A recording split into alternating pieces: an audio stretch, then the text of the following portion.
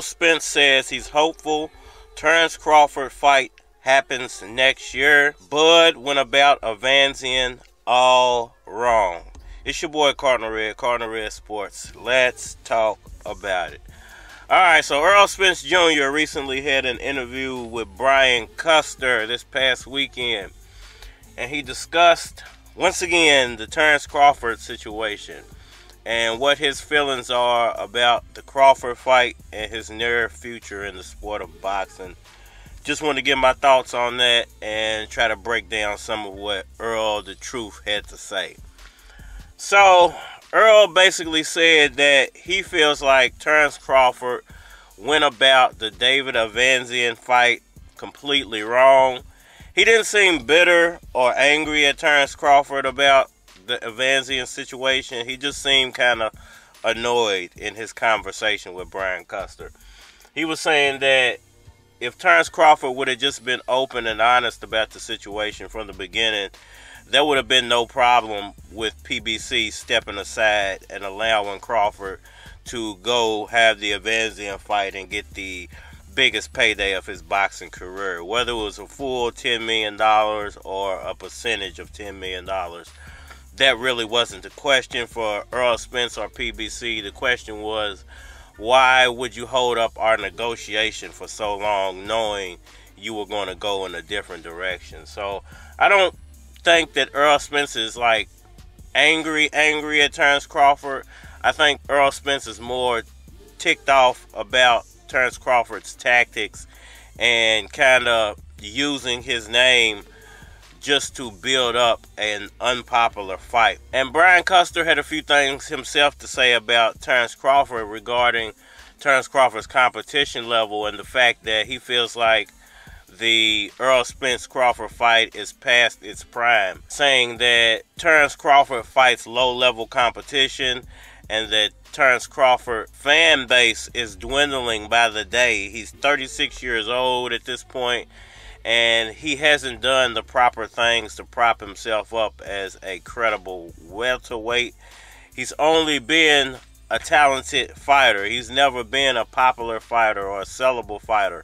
He's only been a talented fighter, and the older he gets, the more that talent is going to degrade. So he was having questions on whether this fight is even sellable. He compared it to the Maypac fight, and he said the problem with Bud and Errol is that Bud is extremely unpopular, so it's not like Maypac. It's not like Manny Pacquiao coming with a whole country of the Philippines behind him and a huge portion of the U.S. fan base. And then you got Floyd Mayweather, who has probably the biggest black boxing fan base in history. So, you know, it's not the same as Maypac. You know, Bud and the Truth is not the same as Maypac. Those are two totally different times, two totally different selling points and price points for those fights. But this fight is still huge if it's able to be made. It's all going to depend on what Terence Crawford decides he wants to do with his future. Is retirement looming? Is a move to 154 looming? Is he going to drop his title, you know, and move on to a Jermell Charlo fight? Or does he truly want to take on Errol the Truth Spence Jr. and test himself as a welterweight?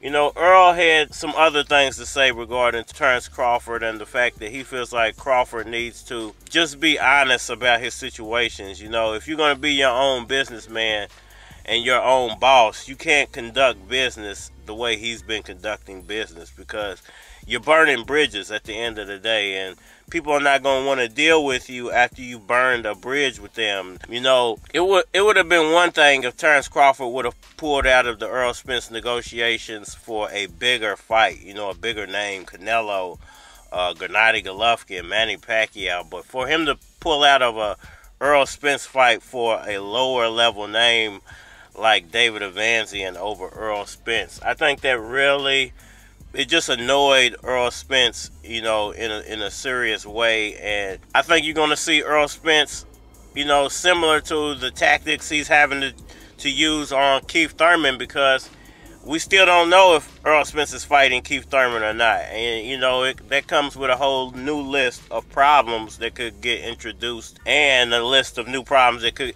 get introduced with the Terence Crawford situation if he doesn't fight Keith Thurman. Now, more than likely, he will fight Keith Thurman because that WBC title could be stripped away from him unless Al Heyman is willing to pay Keith Thurman some type of step-aside money so Errol Spence doesn't actually have to go ahead with that WBC mandatory. You know, but at the end of the day, that situation could introduce new problems into the whole Bud Crawford fight. And he's saying he wants all this to happen next year, which we all know that there's a whole laundry list of problems that could keep that from happening. Not just the Keith Thurman situation, you know, that's a big one, but the Stanionis, Virgil Ortiz situation, as well as the Boots Ennis situation. Now, we have no idea what the IBF is going to decide after Errol Spence makes his decision about the WBC. And then you already have the decision by the WBA regarding Amino Centineo and Virgil Ortiz. So, unless there's a lot of step-aside money that's going to be paid out over the next year, I just don't see how Errol Spence pulls off the Terence Crawford fight next year. You know, now, there's a possibility that he could fight whoever he's going to fight at the beginning of the year, whether it's Keith Thurman, whether, you know, maybe he decides to take Manny Pacquiao on as an opponent, and, you know, Al gives Keith some step-aside money, and Errol Spence gets to make a huge fight, a huge payday, and get a decent tune-up before he tries to negotiate with Crawford again. You know, that's one thing. You know, there are bigger fights out there for him to be made. You know, he could possibly fight Canelo, you know, at a catch weight. He could fight Triple G at a catch weight. There are fights for him to be made that are big money fights that he could take in the meantime between now and summer of 2023. The question would have to be is, does his next fight lead into a Crawford fight or lead him down another path? And I really don't know at this point. You know, it's definitely up in the air. It's definitely to be discussed. I think Errol Spence wants it. I think Errol Spence wants to prove that he is the best at 147 pounds.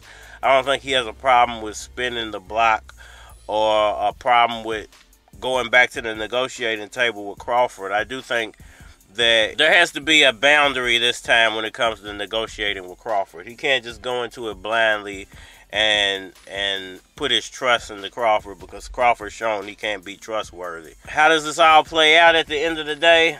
I mean, we all gonna have to wait around and see. I think the next fight will be a key to the future of Errol Spence Jr. If it's Thurman, then you know he's going after Crawford after that, more than likely. And Stanionis and Virgil Ortiz could possibly get pushed to the beginning of 2024. And he tries to work out everything with Terence Crawford. You know, I think what'll happen is Stanionis and them will get pushed to 2024 if he does fight Thurman and then tries to work it out with Crawford. And if he beats Crawford, then, you know, that's supposed to be a rematch, automatic rematch clause. But I think he'll end up leaving the division and not fighting Virgil or Stanionis or Boots. Y'all let me know what y'all think about that down in the comment section below. Hit that like button for me. Share. Subscribe. Holler at me on all social media platforms. Facebook, Instagram, YouTube, Twitter. More than likely to get a response on the tube. If you want to collabo, holler at your boy. Hit my Gmail. And we are mine.